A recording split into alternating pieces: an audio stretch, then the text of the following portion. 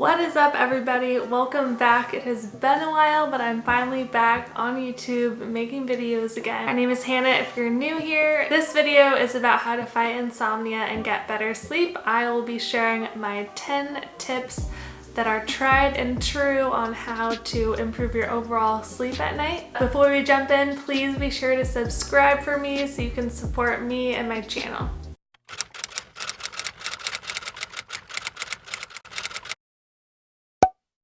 I've always been a not so good sleeper, especially in high school. I suffered from insomnia pretty badly. It would take me like 5 hours to fall asleep, and that carried into college, and it's just always been a struggle. And even when I fall asleep, it's not like good restful sleep that I'm getting. I do think one of the main causes of my insomnia has been stress, and I'm just naturally a light sleeper. I just wake up really easily, and I think that's just how I was made. I'm just gonna jump right into the tips so I can share with you the things I've done, and they have drastically improved my sleep. I never get less than 8 hours of sleep a night, and it doesn't take me very long to fall asleep anymore, and it makes me so happy. It's like one less thing to worry about. Tip number 1 is to exercise and move your body. So I just didn't really feel physically tired by the end of the day, and I found that when I exercise, my body's just tired, and like my muscles and everything really needs that rest, so my body craves the sleep more. But one thing to keep in mind is if you do exercise at night, like say you like run a bunch of miles at night, that's gonna like spike your hormones. What do they call it? Endorphins or something, and that like gives you energy, so it might amp you up before bed, which won't help your sleep. So just kind of like feel it out. Tip number 2 is to get less screen time at night. So I'm sure you guys have all been seeing those ads on Instagram for the blue light glasses. I don't know how much those really work, but one thing I like to do is put my phone and my computer in like a nighttime mode, so it takes out those blue lights for you automatically. And I think it's been really helpful because those blue lights are actually stimulating to your eyes and to your brain, so they can suppress the production of melatonin and things like that. It's also good to just try to get less screen time in general at night, even if your devices are in nighttime mode or you have the blue light blocking glasses on. I think it's better to just try to decrease it as much as possible. So I personally try not to have any screen time an hour before bed. I'm not perfect. That definitely does not happen every day, but I try most nights to do that, and I think it does make a really big difference. Tip number 3 is to get outside in the sunshine and get your vitamin D. I know this is like something we just say, but I think it really is important, and I've seen a lot of different naturopathic doctors and they say the same thing as well. We need to get our vitamin D, so it like helps our body back into the circadian rhythm. So if you get up and get outside when the sun is up, and then when the sun goes down, your body will, I honestly don't know the science. If you want to learn more about that, you should just do research on circadian rhythms, because I know it's really important. I try to just go on a walk every day at lunch at work. So some days I'll walk my whole hour lunch break, and then I'll just take my lunch back and eat at my desk so I can have more time outside. And I've noticed a huge improvement as far as like my energy goes in the afternoon. Tip number 4 is to use a sleep mask or a white noise machine. I've been using a like sleep mask for a couple years now, and I think it has made a huge improvement, helping me fall asleep way faster. I never noticed how much light really leaks in through the windows, and I did some research online and found out that like any bit of light coming through, it also suppresses the melatonin production in your body, because like the circadian rhythm, when there's light, our bodies want to like be awake. You want to try to eliminate all light if you can and sleep in a pitch black room. Your sleep is going to be so much better. My room I thought was dark, but once I started sleeping with the sleep mask, now when I don't have it, I feel like it's so bright in my room, and it really isn't, but I think it's made a huge difference. And I travel with it and take it everywhere. It's so easy because it just folds up really nicely. And then the other thing that I like to do is a white noise machine. I don't have a specific white noise machine. I just happen to have an air purifier in my room, and it puts off a nice like white noise, and I really like it. It just helps push out any other noises. I live near a main road, so it really helps. Same thing as with the light. When you have noise, it stimulates your body and makes you like more awake. The mask more helps me fall asleep. The white noise machine helps me stay asleep, if that makes sense. Tip number 5 is use essential oils. I have a great diffuser in my room. I got it at TJ Maxx several years ago and I love it. I put purified water in it and some oils pretty much every night. Right now I've been really liking mixing peppermint and eucalyptus. They're just like very calming and soothing. Some people use lavender. I recently found out I'm allergic to lavender, so that really sucks. But I know lavender really helps with sleep, so I was using that for years. It's great. I love it. And there's also essential oil like pillow mist that you can use to help you get the good calming effects just breathing them in because they're right on your pillow. It's very relaxing. I highly, highly recommend. Number 6 is one that I haven't really heard people talk about a lot online when I was doing some research for this video, and that is to stop eating carbs or so many carbs at night and then stop eating 1 to 2 hours before bed at a minimum. These two things have been huge for me. For me personally, when I eat any type of grains, not like complex carbs like vegetables, but more like what you think of a typical carb like breads, rices, pastas, things of that nature, they spike my blood sugar and my insulin and my heart starts to race. And I'm currently reading the book Grain Brain, and it did say that that's what happens when you eat grains. They really spike your blood sugar. So when that happens, it like gives you energy as if you just had sugar, and it makes it really hard for me personally to fall asleep because I feel like I have like all this like energy or anxiety. Like I just feel my heart racing and I really hate it. And I've noticed that as a huge pattern for me. And then not eating 1 to 2 hours before bed. So if you think about it, we eat food to get energy.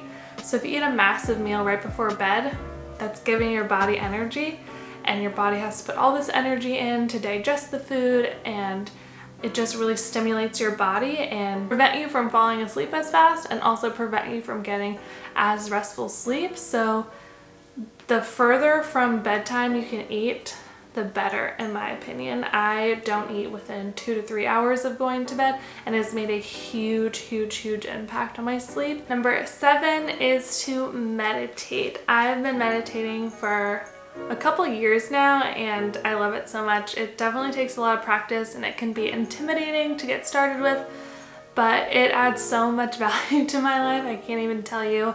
I have an app that I use. It's called the Insight Timer, and there's millions, I think there's millions of different meditations on there. There's ones specifically for sleep. There's ones that aren't guided. It's just different tones playing. I always do a guided meditation, and I swear I've never made it through to the end of one of these meditations because I always fall asleep, which is wild because it used to take me hours to fall asleep, but they get you focusing on your breath and to get your mind off of your to-do list for the next day, and it's just really helpful to hone in and like have more awareness in your body and just really relax and decompress right before bed. My tip number 8 is to journal. I love journaling. I call it a brain dump that I like to do.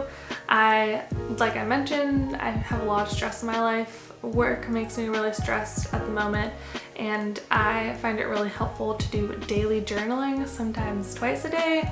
I pretty much journal every single morning. I like do a prayer and do a devotion, and I take notes and things on that, and then when I have time in the afternoons, I'll just journal, like kind of diary style-ish, just like talking about my day and things so I can process them on paper. And that exercise makes it feel like it's physically getting it out of my head onto the page, and I can leave it there and I don't have to analyze things in my head over and over. I have a very active mind, so it's something I've always struggled with. It's just like relaxing, being at peace, letting things go is definitely not one of my strengths. It's one of my struggles, and I found journaling is so helpful. And there's tons of gratitude journals out there. There's passion planners. There's every type of journal and planner you could ever imagine. There's tons of them on Amazon, and I really recommend it. I think it's just good and healthy to get in the habit of journaling and letting things go and processing things outside of yourself, if that makes sense. You don't have to share the journal with anyone. It's solely just an exercise for you to do, and it has helped me a lot. Second to last one, number 9, is to dim the lights before bed. I know this sounds really weird, but hear me out. Like I've been saying with all of the rest of this stuff, pretty much, you don't want to be stimulated before you go to bed. So lights are stimulating. They wake you up. Think of when you're super tired in the morning and it's dark and you flip on the lights, you're like, okay, I'm awake now, and it like takes you a while. So that's what's kind of going on at night when you're trying to go to bed and you have all the lights on in the house and it's super bright and you have your laptop right here, the TV, and your phone. It's just like a lot of light coming in your eyes. So what I like to do is dim my lights. So I have a ceiling fan in my room and it has like 4 bulbs, so I will literally unscrew 3 of them part of the way. So I don't have to take them out, but they turn off, so I just have one little bulb on. So it keeps the lights in my room nice and dim before bed, and it kind of triggers my body like, okay, it's starting to get bedtime now, we're gonna wind down. And then in the rest of the house, I try not to have all the lights on. It really, really helps to just like feel more relaxed. And final tip number 10, and by the way, these are in no particular order. Tip number 10 is to consume less caffeine. Now I know this might be a bit of a bummer, but I have noticed a massive difference in my quality of life and quality of sleep because of cutting down and almost out completely caffeine. I used to be a daily coffee drinker, sometimes 2 to 3 cups a day every morning, and sometimes like 1 in the afternoon. I've pretty much stopped that. I do kind of go in and out with having some coffee in the morning, but I try not to make it a daily habit. And my tip to recommend is that you never consume caffeine after 11 a.m. I know there's some people that caffeine doesn't affect them. Like, I can have it at 10 p.m. it doesn't affect me. But I really think that even if you fall asleep fine, you're probably not getting into as deep of a sleep, like that REM sleep. That is the most restful sleep we need, because caffeine is stimulating. I've said that word like 50 times in this videos, but you don't want to be stimulated for bed. Caffeine is stimulated, and it takes like 8 or 9 hours for half of the caffeine that you consumed to leave your system. So it stays in your body for a long time, even if you don't necessarily feel it. It really is staying in there. You don't just like pee it out immediately or something. It really lasts a long time. So I've always had a rule, like, try not to have any caffeine after 11 a.m. because I don't want it to be in my system by the time I'm going to bed. Caffeine is like the best and coffee is the best, but you can always have decaf or opt for something like a green tea that has a little bit less caffeine, so there's some ways around it. And that concludes my 10 tips on how to fight insomnia and get better sleep. I know there was a lot here. Unfortunately with sleep, there's not one catch-all end-all tip. I wish there was, that would be great. At least for me personally, it's taken a lot of trial and error to try to figure out what my body really needs. But between all these things, I feel like I've mastered sleep. It's not something I worry about or stress out anymore. I do these things naturally. I don't have to think about them because they've been in my routine for years now, and I seriously feel so much better getting the deeper sleep. I just feel rested in the morning. I don't ever go through the day and feel like I've said the words "I'm tired" 20 times. I honestly feel so much better, and these things I think are the reason why. So let me know in the comments down below what your best tip is to get better sleep. I would love to hear your tips so I can maybe try to implement them myself as well, and so everyone else can see them too. Thank you so much for watching, and I will see you in the next video. Be sure that you're subscribed so you see my upcoming videos. I'm gonna have some really fun ones, exciting ones coming soon that you don't want to miss, and I will see you in the next one. Bye.